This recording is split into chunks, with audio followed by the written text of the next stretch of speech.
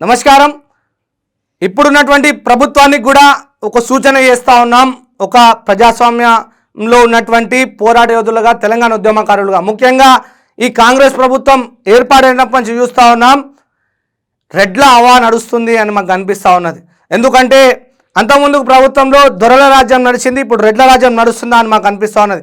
నిన్న ప్రకటించినటువంటి కార్పొరేషన్ పదవుల్లో ఎంతమంది బీసీలకి సమానంతంగా పదవులు అందాయి, ఎంతమంది దళితులకు అందాయి, ఎస్టీ నుంచి ఒక్కరికా, అది కూడా ఎస్సీ కార్పొరేషన్, ఎస్టీ నుంచి ముగ్గురికి, మైనారిటీ నుంచి నలుగురికి, కానీ మీ యొక్క వర్గమైనటువంటి వాళ్ళకి 17 మందికి ఇచ్చారు. ఇక్కడ ఉన్నటువంటి బీసీలు అధిక సంఖ్యలో ఉన్నటువంటి ఎస్సీ ఎస్టీ బీసీ జనాభా కలిపితే 85% ఉంటుంది. వారికి పెద్దపీట వేస్తలేరు. రేపు రాబో పార్లమెంట్ టికెట్ల విషయంలో ఈ తప్పు చేస్తే తద్వారా మీకే చాలా చేట్ అవుతుంది. ఒక్కసారి గుర్తుపెట్టుకోండి. ప్రజాస్వామ్య కాంగ్రెస్ ప్రభుత్వాన్ని తెలియజేస్తున్నాం. కార్పొరేషన్ పదవుల్లో ఉస్మానియా యూనివర్సిటీకి పెద్దపీట వేశారా? మిమ్మల్ని ఈ ప్రభుత్వంలో తేవడానికి ఉస్మానియా విద్యార్థి నాయకులు ఎంత శ్రమించారు. ఈ నియంత ప్రభుత్వాన్ని ఎదుర్కొని జైలు గోడలు బద్దలు కొట్టి కేసులు ఎదుర్కొంటూ కోట్ల చుట్టూ తిరుగుతూ ఉన్నారు. కనీసం వారిలో ఎవరికి కూడా కార్పొరేషన్ పదవులు ఇవ్వకపోవడం, ఎమ్మెల్యే టికెట్లు ఇవ్వకపోవడం అనేది చాలా సిగ్గుచేటు. ఒక వెంకట్ బల్మూరికి ఇస్తే సరిపోతుందా? ఇలాంటి ఉద్యమ నాయకులకి ప్రజాప్రభుత్వం అన్నప్పుడు అందరినీ కలిసికట్టుగా తీసుకోపోవాలి, అలాంటి వారికి అవకాశం ఇవ్వాలి. రేపు కరీంనగర్, నల్గొండ, భువనగిరి, సికింద్రాబాద్, ఇంకా చాలా మెదక్ స్థానాలలో బీసీ అభ్యర్థులను నిలబెట్టాలి. లేకపోతే కులగణ అనేసి మీరు అంటున్నారు చూసినావా, మీకు రేపు పార్టీల గణనం చేసేటువంటి పరిస్థితిని మీరే తెచ్చుకుంటారు. ఉద్యమ నాయకులకి, ఓయూ విద్యార్థి నాయకులకి, బీసీ ఎస్సీ ఎస్టీ బహుజనులకి మీరు టికెట్లు ఎక్కువేయాలి. 17 సీట్లలో ఇప్పటికే 4 అగ్రవర్ణాలకు ఇచ్చినారు.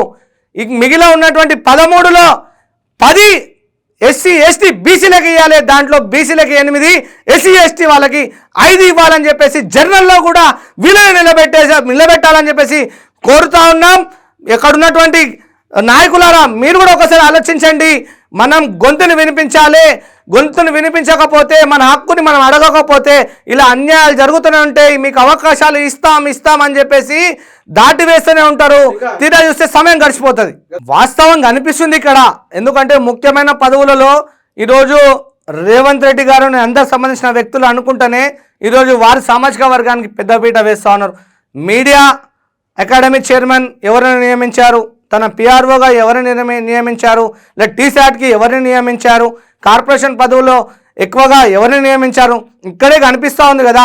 అలాగే పోలీస్ డిపార్ట్మెంట్లో కూడా ఎవరిని ఎక్కువగా నియమిస్తున్నారు, ఇక్కడే అర్థమవుతూ ఉంది కదా. వారు చేసిన తప్పునే మీరు పునరావృతం చేస్తూ ఉన్నారు. ఇది చాలా తప్పు, చాలా తప్పుగా అర్థం చేసుకుంటున్నారు ప్రజలు. ఆ యొక్క తప్పు అర్థం చేసుకోవద్దంటే మీరు వీరికి అధిక ప్రాధాన్యత ఇస్తే, మీ వర్గానికి అధిక ప్రాధాన్యత ఇస్తే రేపు బహుజనవాదం బలపడుతుంది. బహుజన రాజ్యానికి అడుగులు వేసే విధంగా మా కార్యాచరణ కూడా రేపు యువకులతో కలిసి మేము కూడా ప్రకటించే అవకాశాలు ఎక్కువగా ఉంటాయి.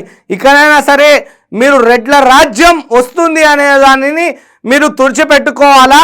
అది తుడిచిపెట్టుకోవాలంటే రాబో పార్లమెంట్ ఎలక్షన్లో అధిక శాతం బీసీలకు టికెట్లు ఇవ్వండి, ఎస్సీలకు టికెట్లు ఇవ్వండి, వారిని గెలిపించుకోండి.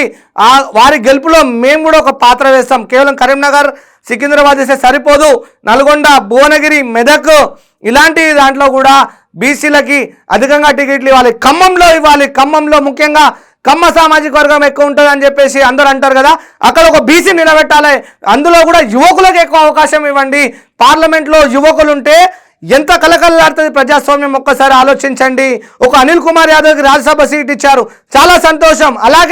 అలాంటి అనిల్ కుమార్ యాదవ్లని ఎంతమందిని తయారు చేస్తే రేపు ఈ ప్రజాస్వామ్యం ఉనికి చాటుతారో ఒక్కసారి ఆలోచించండి. అది మీకు కూడా ఉపయోగపడుతుంది.